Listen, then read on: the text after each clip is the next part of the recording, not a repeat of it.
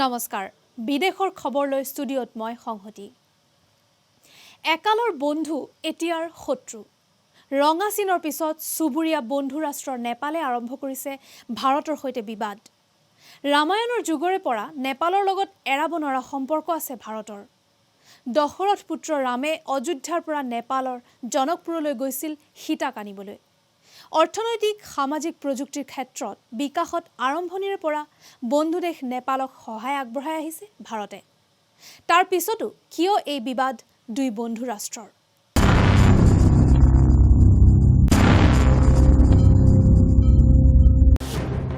ৰঙা চিনৰ পিছত নেপালে বান্ধিছে কিয় টঙালি কাৰ বলত এই মৰখাহ প্ৰিয় বন্ধু ৰাষ্ট্ৰৰ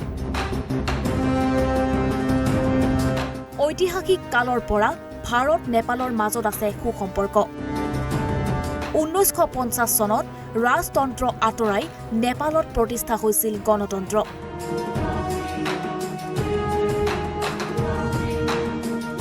নেপালত গণতন্ত্ৰ প্ৰতিষ্ঠাত প্ৰভূত অৰিহণা ভাৰতৰ 1950 চনত নেপাল ভাৰতৰ মাজত স্বাক্ষৰিত হৈছিল মিত্ৰ চুক্তি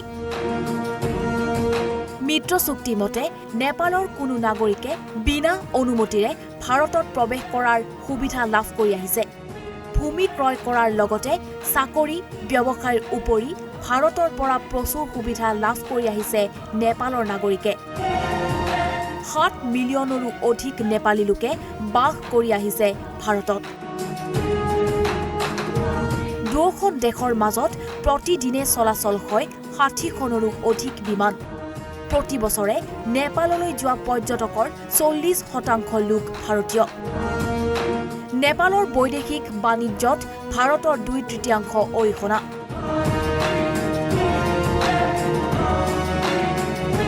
দুখন দেশৰ দ্বিপাক্ষিক বাণিজ্যৰ হাৰ আনুমানিক 4.7% 1996 চনৰ পিছত ভাৰতৰ পৰা নেপাললৈ ৰপ্তানিৰ পৰিমাণ 11 গুণলৈ বৃদ্ধি হয় দ্বিপাক্ষিক ব্যৱসায় বৃদ্ধি হয় 7%লৈ ভাৰতীয় বিনিয়োগকাৰীৰ সংখ্যাও নেপালত অধিক দেশখনৰ অনুমোদিত প্ৰত্যক্ষ বিনিয়োগৰ 40% ভাৰতীয় বিনিয়োগকাৰী 2001 চনত ভাৰত আৰু নেপালৰ বাণিজ্যৰ হাৰ আছিল $0.55 বিলিয়ন 2017ত ইয়াৰ পৰিমাণ বৃদ্ধি হয় 5.93%লৈ 1995ত নেপালৰ সৰ্বমুঠ বাণিজ্যত ভাৰতৰ অংশীদাৰিত্ব আছিল আমেৰিকান ডলাৰত প্ৰায় 30%।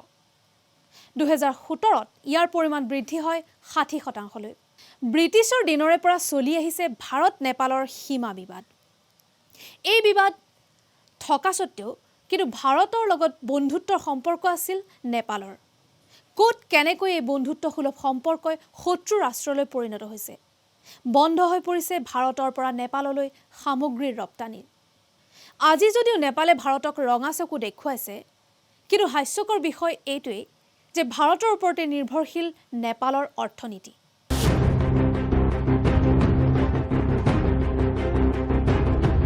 ভাৰতৰ পৰা নেপাললৈ ৰপ্তানি হৈ আহিছে পেট্ৰলিয়াম উৎপাদন গাড়ী সামগ্ৰী মেচিনেৰী কয়লা চিমেণ্ট ৰসায়ন আনহাতে নেপালৰ পৰা ভাৰতলৈ ৰপ্তানি হয় পলিষ্টাৰ মৰাপাট পাইপ জোতা চেণ্ডেল পাথৰ বালি ইত্যাদি নেপালৰ প্ৰত্যক্ষ বিনিয়োগৰ 38.8% ভাৰতীয়ৰ বিপদত সদায় নেপাললৈ সহায়ৰ হাত আগবঢ়াই আহিছে ভাৰতে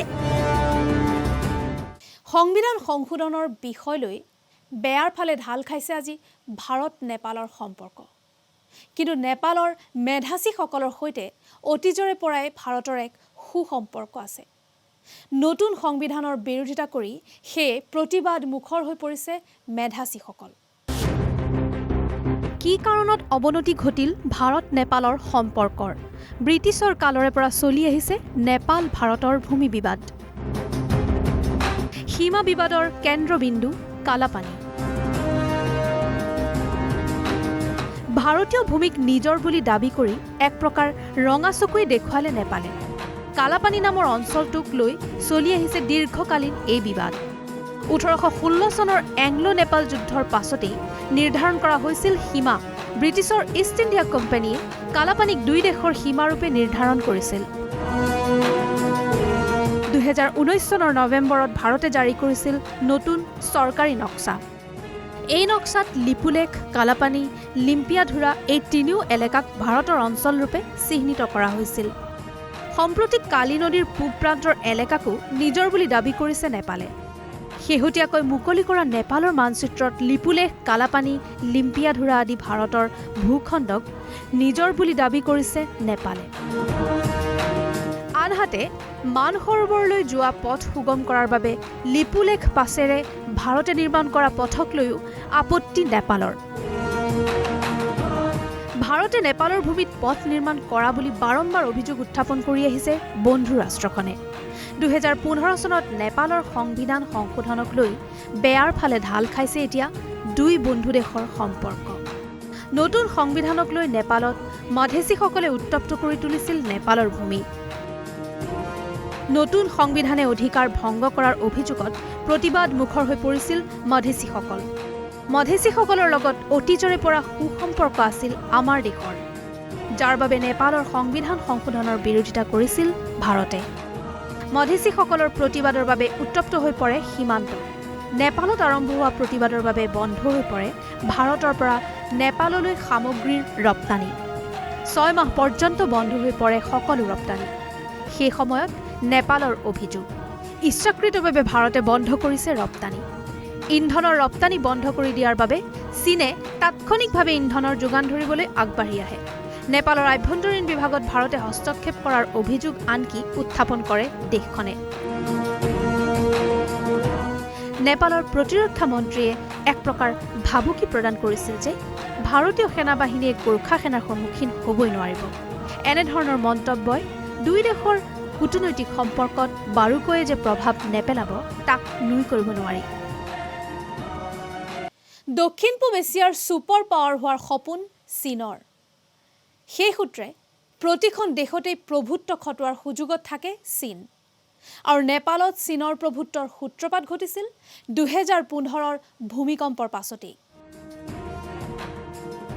2015 চনৰ নেপালৰ ভয়ংকৰ ভূমিকম্পৰ সময়ত বন্ধু ৰাষ্ট্ৰক সহায়ৰ বাবে 6 ঘণ্টাৰ ভিতৰত ভাৰতে প্ৰেৰণ কৰিছিল NDRFৰ দল স্পেচিয়েল এয়াৰক্ৰাফ্ট সাহায্য সামগ্ৰী 16 NDRFৰ দল 39 IAF এয়াৰক্ৰাফ্ট 571 টন সাহায্য সামগ্ৰী প্ৰেৰণ কৰিছিল নেপাললৈ ভাৰতে প্ৰেৰণ কৰা সাহায্যৰ আমেৰিকান ডলাৰত মূল্য 67 মিলিয়ন ভূমিকম্পৰ পিছত নেপালৰ পুনৰ নিৰ্মাণৰ বাবে ভাৰতে আগবঢ়াইছিল 1 বিলিয়ন বিগত বৰ্ষবোৰত ভাৰতে নেপালৰ বিকাশতো অৰিহণা যোগাই আহিছে সীমান্তৱৰ্তী এলেকাত আন্তঃগাঁথনি উন্নয়নৰ বাবে 10টাকৈ পথ নিৰ্মাণতো নেপালক অৰিহণা আগবঢ়াইছে ভাৰতে নেপালৰ সহায়ৰ বাবে ভাৰতে 2017-18 বিত্তীয় বাজেটৰ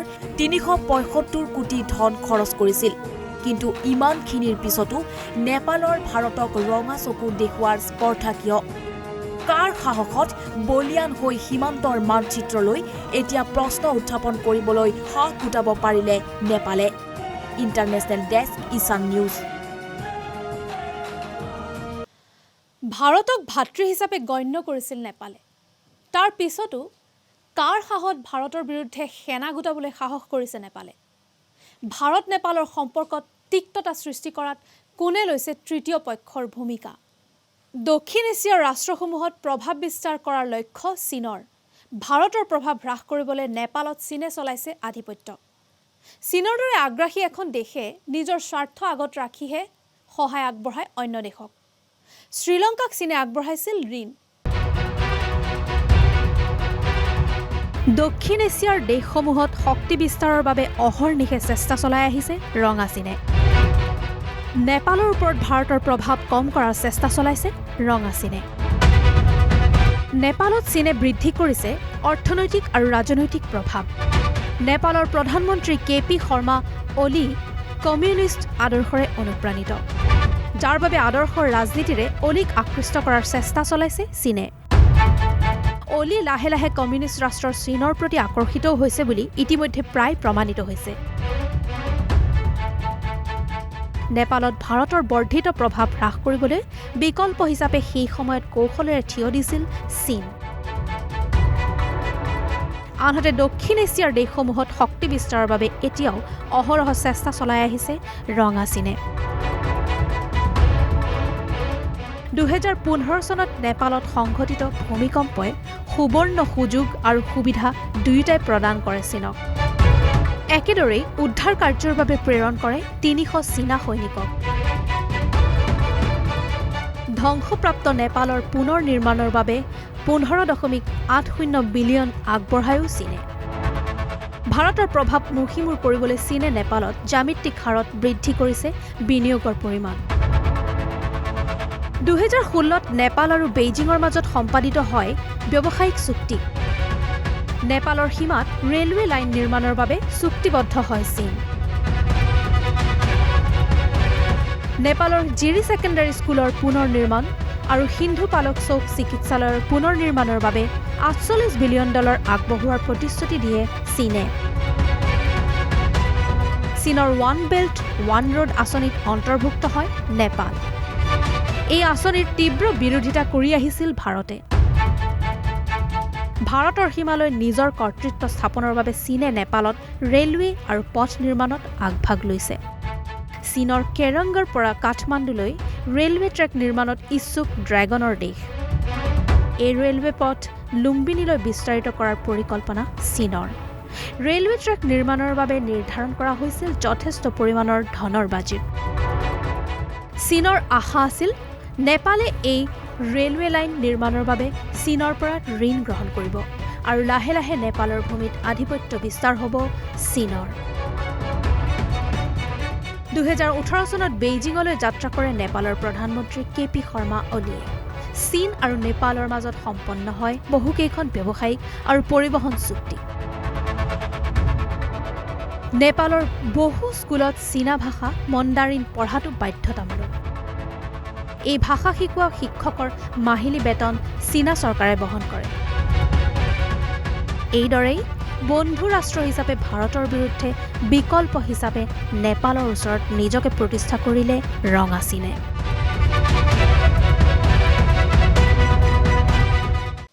$2017 চনৰ চৰকাৰী তথ্য অনুসৰি ৰঙা চীনৰ ওচৰত শ্ৰীলংকাৰ ধাৰ আছিল প্ৰায় $5 বিলিয়ন আমেৰিকান ডলাৰ। যি ঋণ পৰিশোধ কৰাত সমস্যাত পৰিছে আজি শ্ৰীলংকা।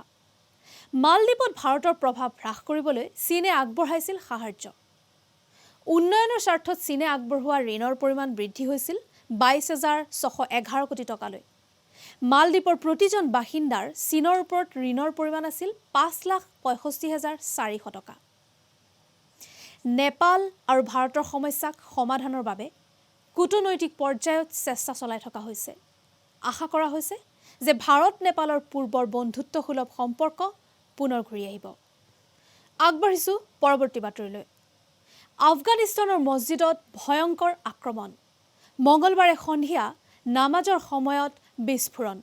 কাবুলৰ ৱাজিৰ আকবৰ খান মছজিদত এই ঘটনা। বিস্ফোৰণটিত মছজিদটোৰ মোল্লাজনৰ সৈতে 2জন নিহত।